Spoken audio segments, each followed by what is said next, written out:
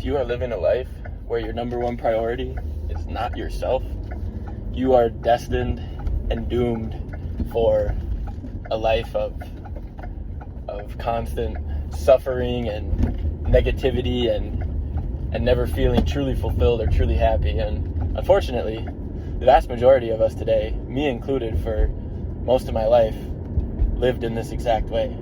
And it can look different in many different scenarios. For me, I'll give you a couple examples. The main reason that I attribute to me going to college in the first place and ending up with a 4-year degree, with a bachelor's degree in sports management, is because everyone in my life, peers, adults, my parents, my friends, school counselor, teachers, everyone, quite literally everyone, except that small little fraction who, funnily enough, are the people the guys and girls that I ended up hanging out with the most towards the end of my time in high school and when I would come back from college on vacations or whatever. There was that tiny group that I started to hang out with more and more and more that were the only ones that were ever like, no, I'm not going to college, like I already have a job, or I'm going to go to trade school, or whatever. And at the time, so I graduated high school in 2019, and at that time, that was like towards the tail end, maybe even around the beginning of when people started to vouch more for trade school, or you don't need to go to a 4-year school to be successful in life, but it hadn't been like, it hadn't become a huge thing like it is now, and like it has been the past few years. But yeah, man, both my parents went to college. My dad ended up dropping out after 2.5 years, but he dropped out to move back home and start working for my mom's dad. So at that time, it wasn't going to be his business to take over, but they ended up getting married after he started, whatever, long story. Both my parents went to college. Mom graduated, dad dropped out, but went for over 2 years. My school counselors, pushing college on me and all my classmates. Just about all my friends I'm talking to are talking about where they're going. They're starting to announce it. Everyone loved to post on social media, decided to continue my education. Like, I feel like the only people that should be posting their college decisions are people that are on some sort of like full ride scholarship, whether it's academic, athletic, musical, whatever. I feel like that's the only time that you should really be posting about that. But it was just pushed and like made into this huge romanticized. I'll turn my blinker off for you guys. I'm in a left turn lane anyway, so I shouldn't surprise too many people.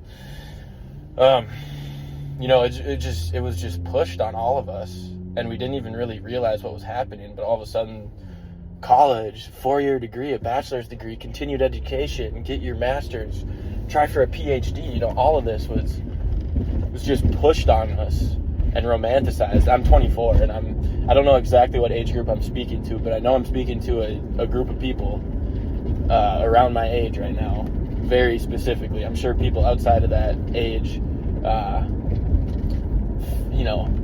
felt the same type of effects and whatever. But especially I feel like people, we'll just call it between the ages of like currently 20 and 30. In 2024, if you're between the ages of 20 and 30, I feel like college, I guess obviously depending on where you grew up and your circle and whatnot, but if you grew up anywhere similar to me, you went to school, you went to high school, it was pushed on you pretty heavily. And, looking back, that's all that to say, and I graduated with a little over $31,000 in debt for my 4-year degree. Glory to God, because it could have been a lot more. We're working on paying that off. It's been about 1.5 years. I'm doing good, not drowning in debt. It's still there, and it's still a decent number, but, it's much lower than that 31.2 or 3,000 number that it was, the principal balance of all my loans combined when I graduated. It's much, much lower than that. Thank the Lord, praise to Him for allowing me to be able to pay back what I owe so far up to this point in a very, very quick and timely manner and very efficient manner. I actually don't have a due date on a $10,000 loan that I got from a bank, like my sophomore year of college. I won't have a due date on that one until 2026, and I didn't even think about doing the math. A $10,000 loan, 3-point-something% interest rate. Someone tell me what that would be at if I didn't touch it until 2026. And whatever. I'm sure someone could do the math on that for me. I don't know how to do it. I don't want to figure it out. I don't even want to know. And I don't have to know, because I just said, screw it. You know what? These next few years might be a little boring, not as fun, not as instant gratification filled. We're gonna think about the long-term scope of my life and the future that I want to build with my current girlfriend. But I mean, I want to marry that girl. I love her so much, and she encourages me and pushes me to be the best version of myself possible every single day, and I do the same for her. And I want to start a family with her, and I want to grow old and gray and wrinkly with her, period, point blank. Where was I? Yeah, I truly don't know if I would have gone to college had that choice just been left up to me. And I'm conflicted about this one, because I went to school and I got a degree that I don't use and I don't necessarily plan to use, but I am quite passionate about sports and living a healthy lifestyle and whatever, so it could come into play at some point. Who knows? And college did teach me a lot of things, and it brought me a lot of very, very close friendships, and a lot of real life experience. College was the first time that I was away from my parents for longer than a week or two here and there, going away to a basketball camp over the summer or something like that. And even then, you got the entire college basketball team. If usually I would go to a college camp, whatever, you got the entire team there, keeping tabs on you, and you got the coaching staff, and you got other campus employees. So really, are you that much on your own as opposed to living in your parents' house? I'm sure comparatively for a lot of kids that were there, it was a lot more freedom than being under their parents' roof. But again, regardless, besides the point, college was the first time I was truly, separated from my parents and my entire family for longer periods of time, longer than a week or two. And, I experienced first actual, romantic relationships. I experienced people trying to use me, take advantage of the good nature I try to carry. And, back then, 18, 19, 20 years old, first half of college or so for me, you're young, you're naive, you truly, your parents have been sheltering you for the most part in general. I know everyone has a different situation, and I am very blessed to have grown up in the way I did. None of this is to bash, my parents or anyone else that was around me throughout the early stages of my life where I didn't really have a backbone. And that's nobody's fault but my own. I needed to grow it, but I preferred to know that people were satisfied with me, not necessarily overjoyed, thrilled with what I was doing, but just content, happy. They didn't have too many questions. They didn't have to clarify too much. They didn't have any, they weren't scrutinizing what I was doing because they didn't understand it. A lot of my younger years, I was super, super addicted to Call of Duty for a long time, super addicted. It got to the point where it was, if I didn't get to play 4+ hours a day on a day, on Saturday, I was probably expecting even more. Literally on a weekday, if I didn't get to play 2.5, maybe even 4 hours minimum on a weekday, on a school day, that's the point I was at, guys. I was not happy. If some surprise plans popped up and my dad was hey, come help me outside today, whatever, I would not be happy. I'm going to try and move my bag because these blender bottles are you can just really hear my sunglasses rattling. It's a lose-lose. You know, if anything like that would happen, I wouldn't show it, usually. I mean, towards my parents, I'd probably get a little pissy, get a little bitchy attitude. Just be a little shithead, really. In all honesty. And I know you guys have been there too. Some of you. Most of you probably, you know, to some extent or another. Yeah, man, I was addicted. But back then, I was obsessed with the idea of being a YouTuber, you know, being a Call of Duty YouTuber. There was a pretty big phase, actually, where I wanted to be a competitive Call of Duty player. And this is like literally between 5 and 10 years ago. Like this really was going on when I'm 24 again now, and it started playing Call of Duty when I was 10. First Call of Duty was Modern Warfare 2. And I mean, that's when it started, but I mean, the addiction really, I guess when I was probably like 12. No, honestly, it's pretty much from the beginning. Video games really took a grip on me. Especially at that young age, you know, between like 10 and 15, which is awful. But yeah, man, I was super obsessed with it. And that's the thing too, is like I was putting in the time, but I wasn't ever taking those next steps, you know. Like there was a point where I was this is so off topic. I'm really bad at rambling, but there was a point in my life where I was playing on I joined a team, whatever, competitive team. It wasn't a pro team by any means, but it was a competitive, organized, structured team, clan, whatever you want to call it. Call of Duty Advanced Warfare. If for whoever's watching this that may know a little bit about Call of Duty. And I joined this team. I was 14 years old. It even got to the point where, you know, I mean, it wasn't anything crazy. We weren't like playing in tournaments to qualify for any like pro tournaments or anything. Nothing like that. Not even like trying to look for scrim. Well, I think we sent like DMs and stuff to pro teams, like, dude, scrim us, you know, we're up and coming, stuff like that.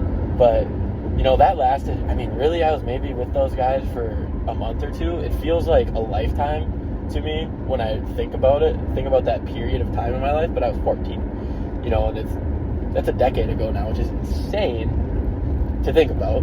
But anyways, I think it was really only for like a month or two. And you know, one day I just said, you know, they were asking me to get up early for tournaments. You know, weekdays when I had school, they were asking me to stay up late, you know, till 12:30, 1 o'clock, 2 o'clock at night sometimes, because we were playing in these tournaments. And you know, I wanted to, but it's like I'm doing this, and then I'm trying to explain it to my parents, and they're not receptive at all, because I was a kid and I didn't really ever even think about the fact that I could use the internet and research this stuff and learn things and try things out, you know, recording, uploading videos, and, you know, figure some things out, and, you know, iron out some creases and get rid of some wrinkles. And then, you know, I could have probably gone to my parents with that and been like, hey, listen, like, I'm really like committed to this, I really enjoy it, and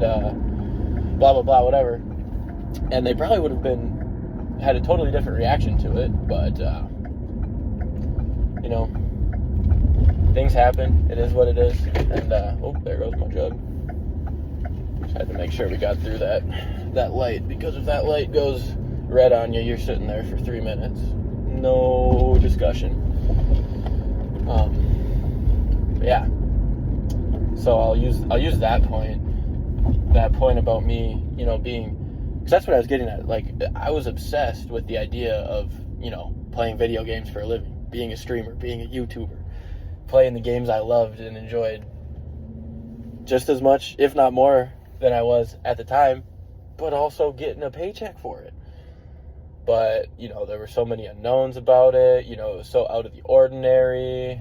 You know, I would hear my friends and other peers, teachers, my parents, you know, everyone talking about, you know, because at that time too, it was still a very, very new thing, like really starting to become popular, but still like very, very brand new to a lot of people, especially like, you know, the age group of my parents. And, just the way that they would talk about it, just how risky it was, and how, gotta have a solid career, and, you gotta have, you can't depend on that, and you just start to believe it. I mean, I did anyways. I feel like most 12, 13, 14, 15, 16-year-olds would. I wish I didn't, but I did. But, that's just kind of how life goes, and we need to, that kind of ties back to the original point, is we need to think for ourselves. We can't be living lives that are just, the primary concern is to make sure everyone around us is happy. If your primary concern is to make, your parents happy, your significant other, if you have one, happy, all your friends happy, the list can go on. Coworkers, bosses, your followers, if you do have followers, if you are trying to do something with social media, and you should care what people think, right? I'm not telling you to just completely cut everyone off, never listen to a word anyone else ever says. That's also a really dumb thing to do. Don't do that, please. I beg of you. Luckily I didn't have to learn that one from experience. I never did that. You need to learn the difference between someone telling you what to do, trying to make you accept what they're saying as what you must do. You need to know the difference between that and constructive criticism. Constructive criticism is very valuable, and when coming from the right people, and again, you'll have to learn and understand, who the right people are. And one day, one person could offer you horrible constructive criticism, and literally the next day, or even 30 minutes later, they could come back and give you the best piece of criticism you've ever heard in your life. You just need to be. The thing is you have to be receptive to everything you hear, but you have to have a filter, and you need to be able to filter quickly.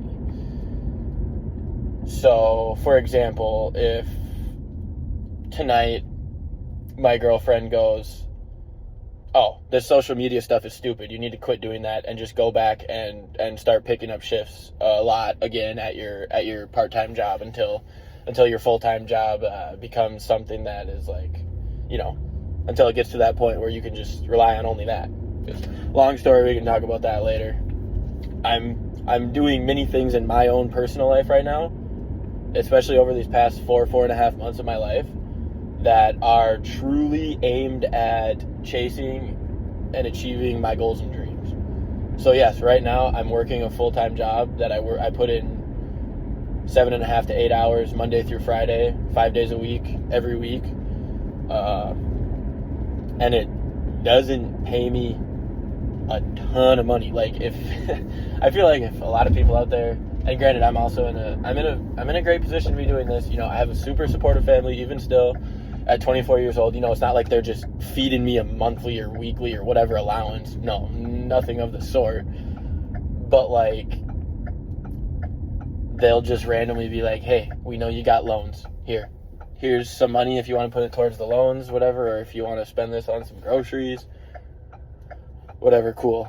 And if that pisses you off, if you think I suck and I'm a weak little puss boy and I'm a beta and I'm never going to make it in life because my parents are still helping me out even though I'm 24 and don't live at home anymore, that's cool. You don't got to watch me.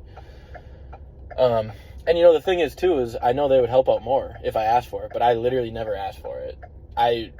I'm very appreciative when it comes, but at the same time, I'm trying to prove to myself that I can make it on my own, and I don't need to rely on my mom, on my dad, on my grandparents, on anyone.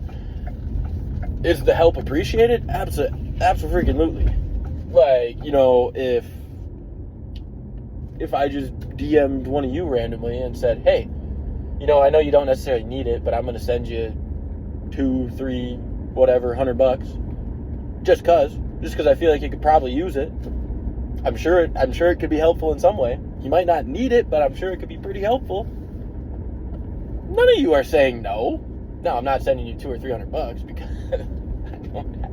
a whole lot of it. And I've got me to take care of. I've got my girlfriend to take care of, who I dream of one day, being able to look her in the eyes and say, you don't have to work ever again in your life. You can focus on raising our kids the right way, so we never have to worry about trusting them with some random person. Don't have to put them in any type of childcare ever. Don't ever have to. I mean, we've never really talked about this too much, but I think we would still send them to public school. We're not going to homeschool. I'm not trying to insinuate I'm trying to make my girlfriend / future wife and future kids live like an Amish lifestyle by any means. I just, kind of believe that it should be every man's goal that wants to get married. It should be every man's goal that wants to get married to set his family up in a way that his children's mother never has to work again, so they can just always be with her. That's how it's supposed to be, guys. I'm not going to get into all that right now, though. But I mean, that is how it's supposed to be, and that's how I believe it should be. And I'm not saying that the mother or a mother, all mothers are supposed to be at home every second of every day of their children's lives until they're 18 and ready to leave. No. But at the very least, dude, that first year or two, especially that first year or two, is super important. And I do wholeheartedly believe that in that time of a young little infant's life to toddler, whatever, I don't know all the terms either. My girlfriend, she works in childcare. She's a preschool teacher, and I don't use those terms with the correct age ranges, apparently. So, anyways, but what was I saying? Oh yeah, that's my goal. I mean, I just want to be able to look at her and say, hey, you literally never have to work again. Not for anyone else, anyways. I want to be able to offer her, a job working for me, and it'd be the easiest job ever, and blah blah blah. One day, I'm trying to build my own thing here, and my own thing that I want her to be a very big part of, and I want my future family to be a very big part of. But I mean, that's my goal in life, man. I don't really care what anyone else has to say about it anymore. My goal in life is to put myself and my girlfriend and our future family together, and also both of our existing families that have raised us and supported us and gotten us to this point in our lives, where we're both, adults living together, living on our own, pretty far away from our families compared to, how close we were for the first 18 to 21, 22 years of our life. My goal is to put all of us in a position financially where, I'm at the top, and I'm able to provide for literally everyone. Not in I don't know, I feel like that comes off as cocky and arrogant or something. Guys, I make less than $3,000 a month, okay? And it works, but I'm doing it because I'm doing the things that God has put on my heart, that God has told me, listen, these are the things, these are the things I want you to chase, and these current things right now, these are the things that you need to do right now in this era of your life to reach those goals and dreams, right? And those things aren't going to stay the same forever, but they might need to be repeated over and over and over again, on a daily basis, or a damn near daily basis, 3, 4, 5 days a week, 6 days a week, whatever. And, some of them may need to be repeated on a 5-day a week or a 7-day a week period basis for years. Some of them might need to be done twice a week, 3 times a week, maybe just once a week, maybe just once a month, for a few months, for half a year. There's things that are, life is constantly changing, and to care what other people think and to worry about making other people happy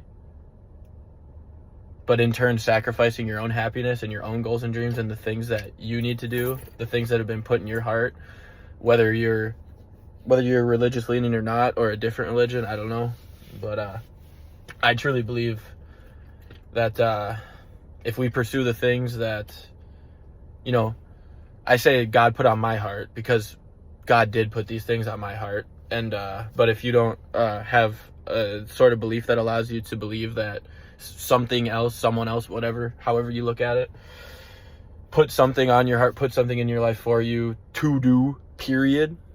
Like, not a suggestion. It's like, do this. Because that's the thing. I do these things. And yeah, at first it's kind of difficult. But literally after a few days, maybe a week sometimes, I'm like, I start to like look forward to these things and like feel really good when I'm doing them and feel so good when they're done. And so yeah, for me, that's what it is. And you just need to be you. You need to do the things that if you're not religious leaning again, they might seem like gut feelings to you, or like things that like deep down you're just like, God, at the very least, you're like, I really want to like, learn about this or look into this. Do it, please, please, please, please. Actually free up your time, sacrifice 20 minutes of your TikTok scrolling, or don't click on the next video after this one and go search up a couple articles or a couple videos on the thing or things that are like truly like deep in you, like, because I know they're there, that they've been gnawing at you and clawing at you, trying to get out. If you're watching this, there's something, probably multiple things, clawing at you, screaming from deep within, like, please let me out, nurture me, feed me, water me, please.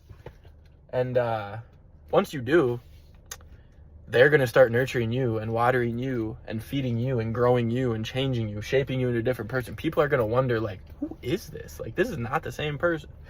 I promise you. But you do have to go, and maybe you don't even know what they are. You might have to go deep in within yourself and really like think, and maybe it's not even like a super material thought in your head, but it's just like a feeling or something, and you have to explore that feeling, and you have to really understand what it is and get to the bottom of it. Nobody else can do it. Nobody can do it for you. You have to do it yourself.